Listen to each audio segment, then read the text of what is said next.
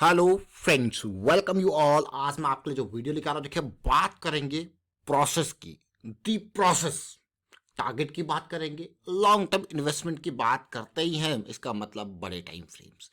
बहुत इंपॉर्टेंट है समझना प्रोसेस को। अगर चीजें आपके प्लान के हिसाब से चल रही है और आप प्रोसेस के हिसाब से चल रहे हो, प्लान के हिसाब से चल रहे हो, तो बहुत ही बढ़िया। लेकिन अगर प्लान फेल होता है तो प्रोसेस में क्या है, प्रोसेस में जो एक्शन आइटम है जो आपको लेना है वो निकलना है, क्योंकि प्लान फेल हो चुका है। बहुत इंपॉर्टेंट। तो ये क्या है, ये प्रोसेस के अंदर रिस्क मैनेजमेंट का प्लान है। निकलना है या फिर पोजीशन का साइज रिड्यूस करना है ताकि आप बड़े लॉस से बचे रहोगे। तो ये इंपॉर्टेंट पार्ट है। तो जो प्रोसेस में है, प्रोसेस में एंट्री होगी, प्रोसेस में एग्जिट्स होंगे, प्रोसेस में रिस्क मैनेजमेंट होगा, प्रोसेस में पोजीशन साइजनिंग होगी। तो बहुत इंपॉर्टेंट ये चीजें प्रोसेस के पार्ट है। तो चलिए एक एग्जांपल के साथ समझते हैं डिटेल में। और आगे बढ़ने से पहले मैं आपको बता दूं, अगर आपने अब तक चैनल को सब्सक्राइब नहीं किया तो जल्दी से सब्सक्राइब कर ले, बेल आइकन को प्रेस कर ले, जिससे आपको नोटिफिकेशन आती रहेगी। और प्राइस एक्शन सीखने के लिए आप ज्वाइन कर सकते हो मेंबरशिप ज्वाइन बटन पे क्लिक करके। आज जिस स्टॉक की हम बात करने वाले हैं उसका नाम है इंडियन बैंक। इंडियन बैंक का प्राइस आपको 292 जरूर दिख रहा होगा और आज की डेट में इसका मार्केट कैपिटलाइजेशन 36,000 करोड़ के पार आपको देखने को मिल रहा होगा। लेकिन इसकी सिचुएशन अगर आप देखोगे, इसके प्रॉफिटेबिलिटी और रेवेन्यू को अगर आप देखोगे, तो इस हिसाब से ये स्टॉक इस प्राइस पे भी 292 के प्राइस पे भी 7 का पी दिखा रहा है, क्योंकि अर्निंग पर शेयर 40 के पार है। आपको लग रहा होगा यार ये पी के हिसाब से तो काफी अंडर वैल्यूड शेयर है, लेकिन आपको यकीन नहीं होगा कि इस स्टॉक का जो बेस जो स्टार्ट हुआ था जब ये स्टॉक आपके सामने आया था, और वो बेस आप जरा ध्यान से समझिए। ये जो प्राइस का ये वाला लेवल है ना, ये वाला, ये जुलाई अगस्त की सीरीज में अभी आपको दिखाएंगे डिटेल में। ये पहला मूव और पहला टारगेट जोन जो हमारा था वो ये जोन था, ये 250 से ये जोन पहला टारगेट जोन। क्यों ये जोन था वो समझेंगे, क्योंकि ये प्रोसेस का पार्ट है। और सेकंड जोन जो है ये 350 का टारगेट। अब आप कहोगे यार वाह। और थर्ड जोन जो है वो तो भैया 400 पार का है। तो अगर आप ओवरऑल सिचुएशन को देखो, क्योंकि भाई ये एरिया कंसोलिडेशन करेक्शन चल ही रहा है, अगला एरिया कंसोलिडेशन करेक्शन चल ही रहा है, और अगला एरिया, आपको यार वाह ये तो कितनी अच्छी बात है। लेकिन आप सोचोगे अब तो ये प्राइस जो है बहुत बेहतरीन रैली दे चुका है। अगर मैं यहाँ पे 160 के प्राइस के हिसाब से लेके चलूँ तो ऑलमोस्ट 75% तक का रिटर्न ये आपको दे चुका है। आपको यार वाह ये तो 70-80% का रिटर्न मिल गया, हमको इस लेवल पे पता लग जाता तो कितना बढ़िया होता। तो जरा देखिए ये वो लेवल है। सबसे पहले हमने ये सरकारी स्टॉक पीएसयू बैंक्स के स्टॉक जो है जुलाई अगस्त की सीरीज से स्टार्ट किए थे, क्योंकि एक बहुत ही बेहतरीन मूव यहाँ पे देखने को मिल रहा था। अब देखिए जो सिचुएशन, जो चार्ट आप अभी देख रहे हो वो चार्ट, क्योंकि प्रोसेस है, क्योंकि जब आप प्रोसेस को फॉलो करते हो, बहुत ध्यान से इस चीज को समझना, जब आप प्रोसेस को फॉलो करते हो तो उसमें सारी चीजें होती है।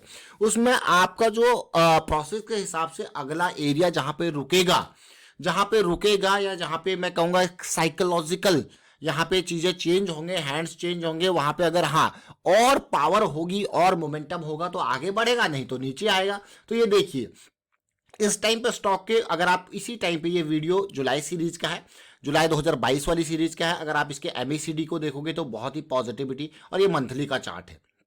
क्या है 270-80 की रेंज, और ऊपर से फिर करेक्शन, और फिर 350 की रेंज। यही नहीं, ये स्टॉक जैसे जैसे मूव करता रहा, हमने इसके बारे में डिटेल में आपके सामने दिखे। 250 का टारगेट, 300 का तो रखा ही नहीं गया था, 250 का रखा गया था कम से कम वाला, और ये कहाँ गया 300 की सीरीज की रेंज में देखिए। और ये देखिए 186 का प्राइस, उस टाइम का प्राइस क्या था, उस टाइम का प्राइस था 168, फिर 186, फिर नेक्स्ट वीडियो को अगर आप देखोगे देखिए बिल्कुल 217, और टारगेट अभी भी वही है, क्योंकि प्रोसेस है तो अभी भी देखिए ये रास्ते वही हैं, पाथ वही है। इन सारी वीडियोस के लिंक्स आपको डिस्क्रिप्शन में या फिर ऊपर जाके आई बटन पे जाके आप इनको देखिए और आप सीखोगे। उसके बाद देखिए जब 250 पे पहुंच गया तो नेक्स्ट टारगेट का था 350 का। क्यों, क्योंकि इस रेंज में आप कंसोलिडेशन करेक्शन की एक्सपेक्टेशन होगी।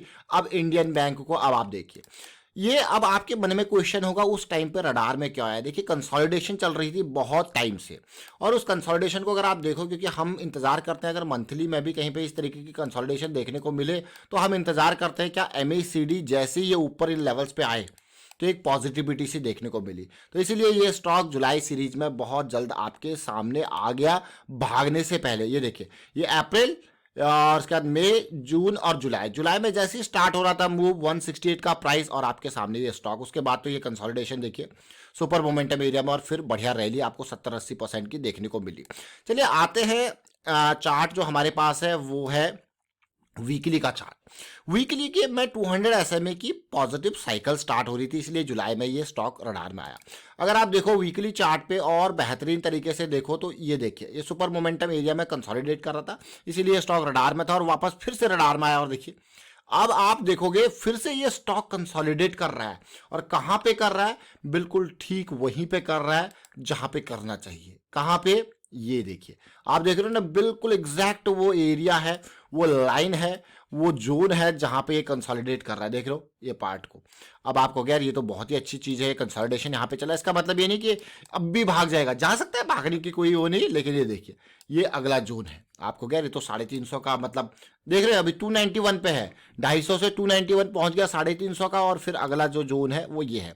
लेकिन अगर आप स्टॉक को देखो आपको लगेगा यार ये तो अंडर वैल्यूड स्टॉक है एंड ऑल, अभी भी 7 के पी पे ट्रेड कर रहा है, लेकिन ये सिचुएशन देखिए।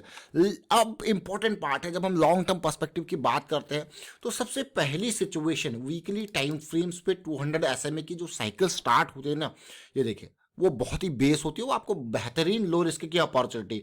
मान लो 170 पे आप इसको बाई कर रहे थे with a deep stop loss of 140, अब कितना पॉइंट है, 30 पॉइंट का आपके पास सीधे सीधे लॉस, 30 पॉइंट का। और 30 पॉइंट पर आप गेन देखिए 170 से, मैं ये मान के चल रहा हूँ कि आपने 250 पे बुक कर लिया, यानी कि 290 पे चला गया, वो छोड़िए अभी का प्राइस, आपने 250 पे ही बुक कर लिया, तो आपको हो गया 50 और 30 80 और 30 पॉइंट का लॉस।